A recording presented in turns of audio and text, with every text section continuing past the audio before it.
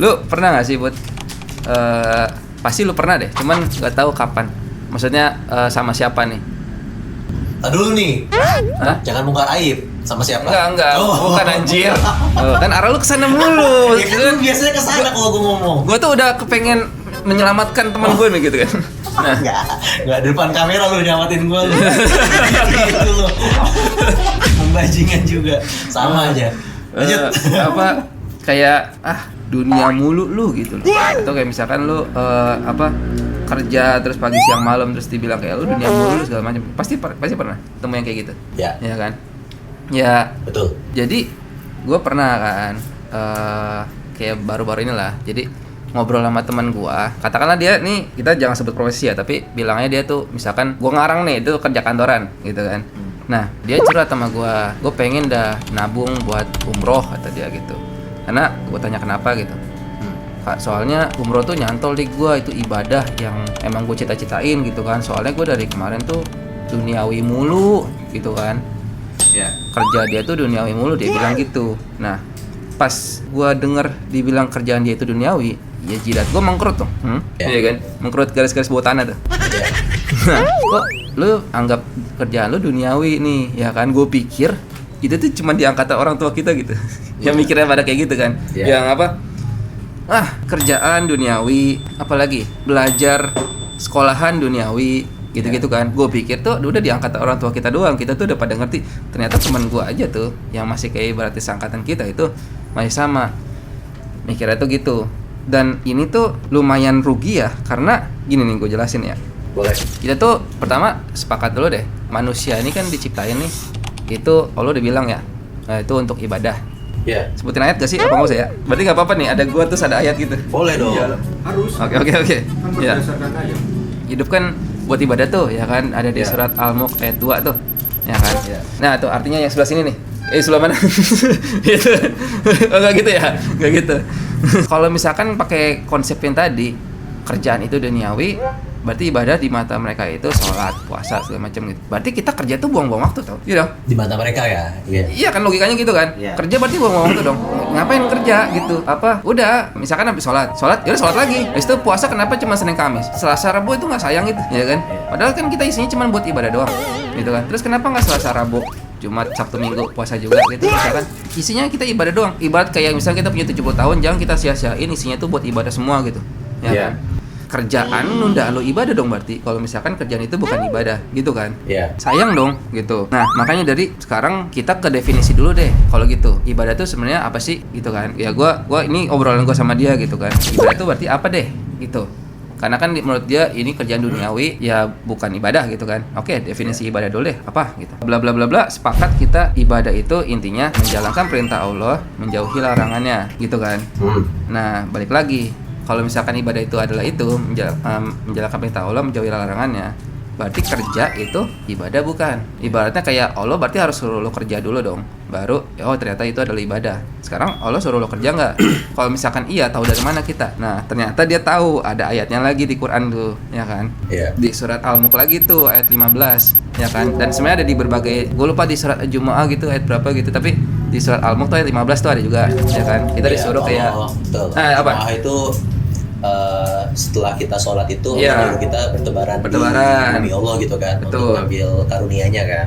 Itu juga gitu ada. ya. Betul. Nah jadi gitu ya anak-anakku ya. Nah, Iya ya. Aku ada berapa ya? Uang jajan ayah. Ayah uang jajan. bukan anak gua lo. Nah berarti ada tuh, ternyata kerja ini kita bisa dapat tuh. Ternyata perintah Allah tuh bisa kita tahu dari Quran, gitu kan. Tapi kadang-kadang tuh suka nggak dapet kalau misalkan lebih mengerucut lagi. Kenapa kerjanya mesti kantoran? Kenapa nggak yang ini? Kenapa nggak yang kenapa nggak dagang? Kenapa nggak bikin apa kayak gitu kan? Kenapa mesti yang itu gitu? Allah suruh lo itu atau yang ini? Nah maksudnya kita taunya tuh dari mana gitu? Iya. Kan di Quran nggak ada nih. Beto mesti bikin animasi. Nah nggak ada tuh di Quran, gitu kan? Ya. Terus kita taunya tuh dari mana? Kita bisa tahu itu tuh dari indikasi-indikasi. Maksudnya tuh kayak tanda-tanda apa yang Allah pengen sampein ke kita sih, bahwa lo tuh lakuin ini, kayak gitu loh, ya kan? Nah terus tahu indikasi itu dapat dari mana sebenarnya? Itu datang dari kedekatan kita sama Allah gitu loh. Maksudnya semakin kita mengingat Allah, mikirin Allah, kita insya Allah dapat indikasi itu loh. Ibaratnya mungkin petunjuk gitu kan. Kayak kita dapat tahu bahwa oh gue mesti kerja kantoran, indikasinya adalah A, B, C gitu kan. Itu tergantung kedekatan kita sama Allah. Gue kasih contoh gini, lo pasti tahu kan kalau bayi itu semua lahir muslim gitu. Iya, bersih, suci. Ya, itu Rasulullah bilang gitu kan, semua bayi itu lahir muslim. Gak cuma suci gitu ya, tapi muslim. Maksudnya itu apa? Muslim itu apa? Muslim itu Islam gitu, orang Islam. Islam itu apa? Itu kan tunduk dan patuh pada Allah kan. Iya. Berarti orang Islam itu adalah orang yang menjalankan perintah Allah, menjauhi larangan Allah. Itu ibadah gitu kan. Iya. Nah, berarti kalau misalnya kita itu beribadah, berarti kita muslim. Ya. Baik, muslim dari mana nih? Dia mikir aja belum bisa, ya kan? Tapi dia udah dibilang muslim. Dia bahkan nggak tahu Allah tuh apaan ya, gitu kan. Tapi dia udah dibilang muslim. Dari mana nih? Nah, sekarang dia itu bisa dibilang muslim kalau dia itu kan menjalankan perintah Allah kan. Emang perintah Allah yang mana sih? Nah, contoh misalkan dia lagi lapar gitu kan, itu dia pasti dia nangis gitu kan. Nah, jadi sebenarnya tuh itu adalah Allah nyuruh dia nangis supaya dia itu minta susu sama mamanya kayak gitu kan. Nah, dari situ kita bisa lihat berarti indikasi perintah Allah untuk dia itu nangis itu datang dari lapar gitu loh. Nah, indikasi itu di situ. Jadi Allah itu perintahin dia untuk nangis dengan cara ngasih dia lapar. Nah, Allah mau gue nangis. Ini buktinya gue lapar nih, indikasinya itu gitu, ya kan?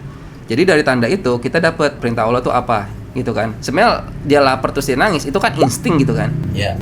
Nah Allah perintahin dia itu lewat insting itu gitu loh, ya kan? Masuk ya. Masuk. Pelan-pelan kita kesono gitu kan? Ya. Nah, dan segala macem. Ibarat kayak misalkan dia mesti napas, dia mesti dia mesti tidur, gitu kan? Allah indikasiin, lu ngantuk, artinya Allah lagi perintahin dia itu tidur, gitu-gitu kan? Iya.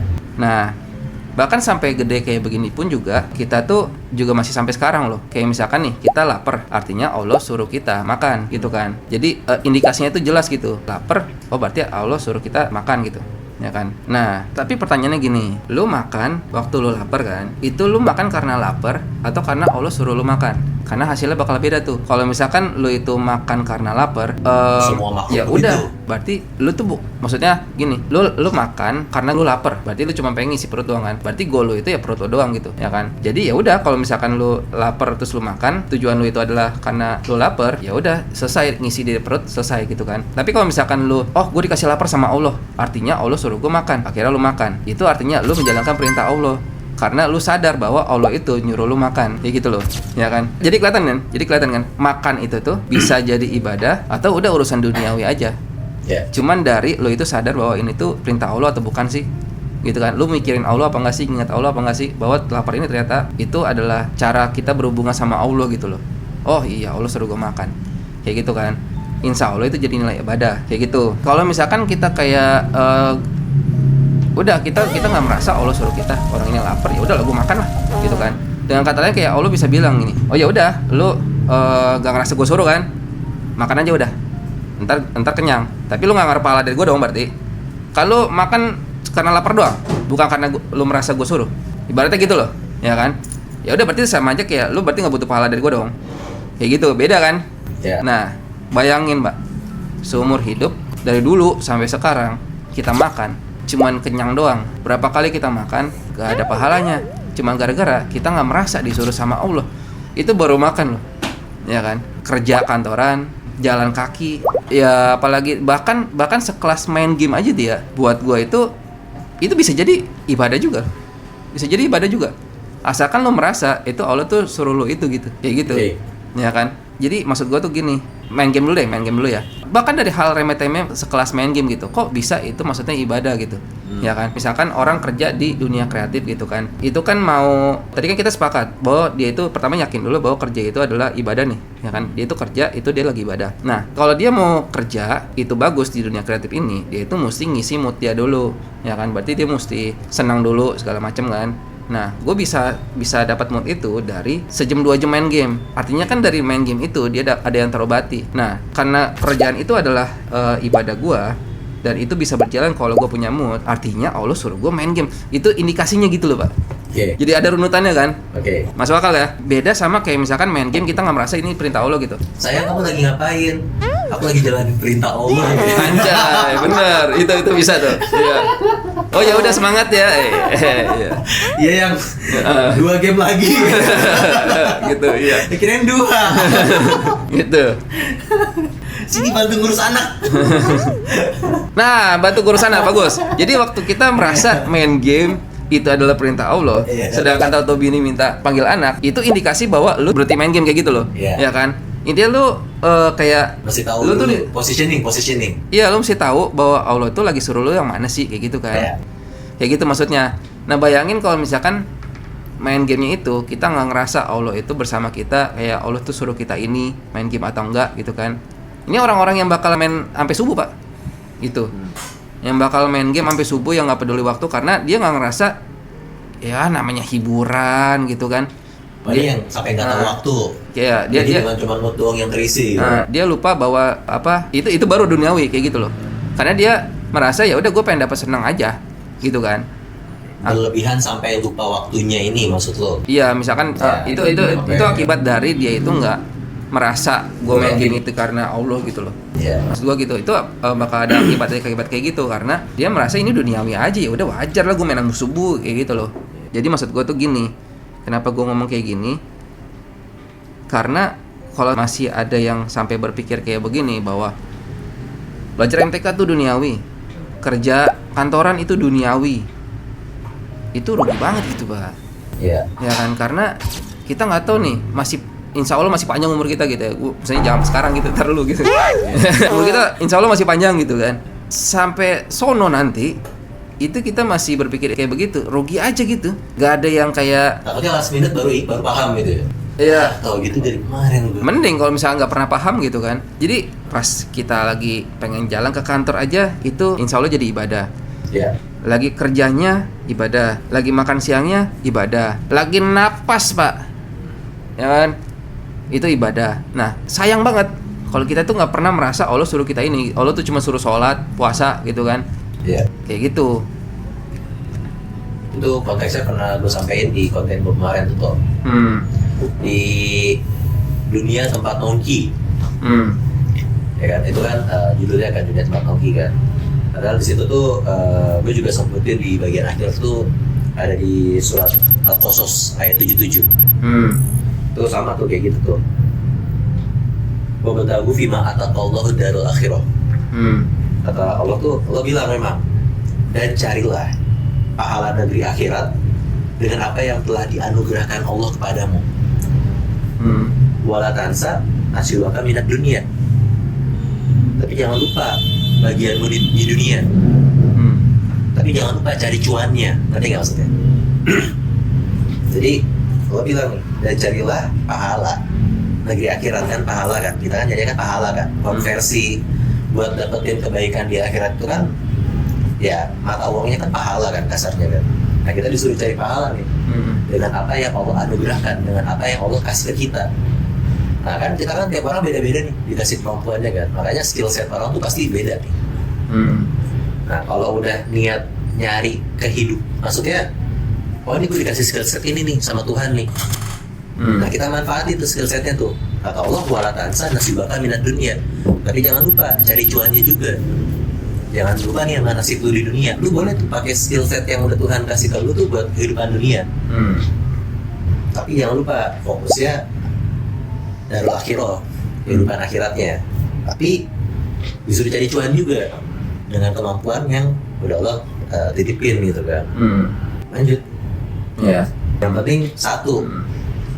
Di kalau lanjutan ayatnya itu yang penting satu. Nah, sebagaimana Allah udah berbuat baik sama lu, maka berbuat baiklah juga. Dan yang penting jangan berbuat kerusakan.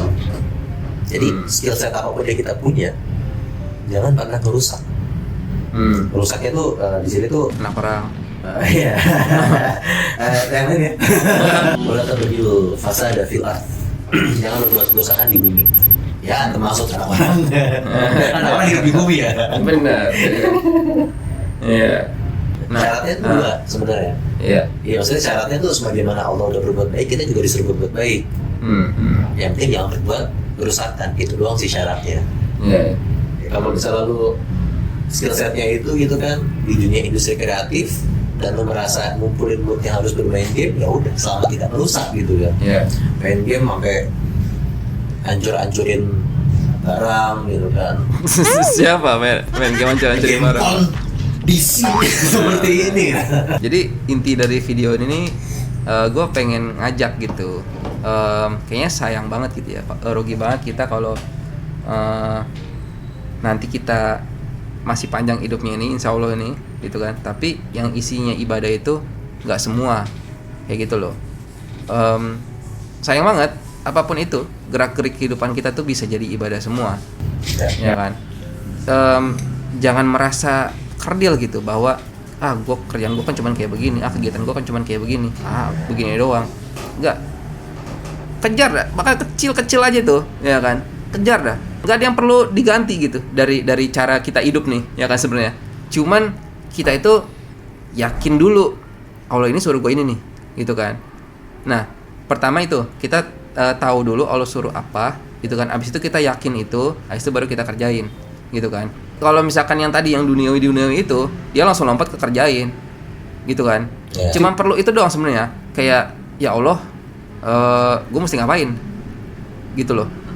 Oke, yang ini gue yakin sales sales emang kayak gitu lah. Kenapa misalkan teman gue kan kerja kantoran gitu kan, dari mana dia tahu kalau Allah itu suruh kerja kantoran? Bisa apa aja, indikasinya itu bisa ujung-ujungnya itu ntar bakalan kita gitu yang tahu, kita sama Allah sendiri yang bakal tahu. Misalkan contoh nih ya, kenapa gue bikin animasi Tekotok sih gitu kan, apakah gue yakin bahwa Allah itu suruh gue bikin animasi Tekotok gitu, contoh aja ya. Nah, indikasinya nih, misal ya, gue nggak kasih tahu semua gitu, tapi salah satu aja gitu. Misalkan, gue itu mampu bikin animasi, itu udah bisa jadi indikasi, ya kan? Terus gue itu punya rasa semangat untuk bisa bikin animasi, itu bisa jadi indikasi lagi, gitu kan? Atau indikasi lain kayak anak bini gue nih butuh duit nih, gue mesti nafkain, bagaimana nih tanggung jawabnya nih, ya kan? Artinya gue mesti nyari duit. Nah, ternyata gue mampunya lewat animasi, digabungin, oke, ini perintah Allah nih. Nah, dari kayak gitu-gitu, itu tuh yang pada akhirnya nanti kita sama Allah yang bakal lebih tahu kayak gitu loh. Misalkan kayak lu tuh disuruh sama Allah apa sih, gue nggak bakal tahu, lu yang lebih tahu nanti caranya gimana. Coba dekat sama Allah dulu gitu, tanya sama Allah, gue disuruh apa ya gitu.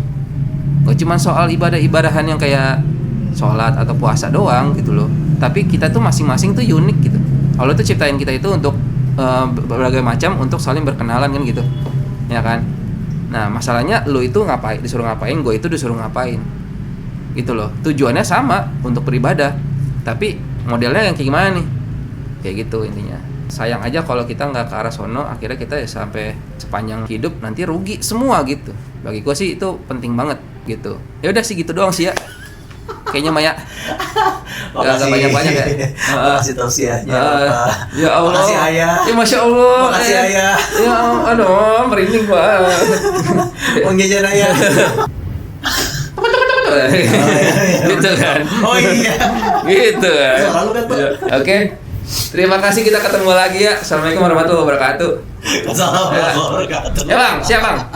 Orang kira alim padahal masih nyeleneh, iman masih tipis mesti gimana neh. Santri modern, laptop di tas, buka kitab tafsir sambil ngoding di kelas. Gak semuanya ngaji, ada yang jago bisnis, tulis proposal, cuan makin manis. Dibilang anak pesantren, sorry miss, anak bos di sini cara mikirnya kritis.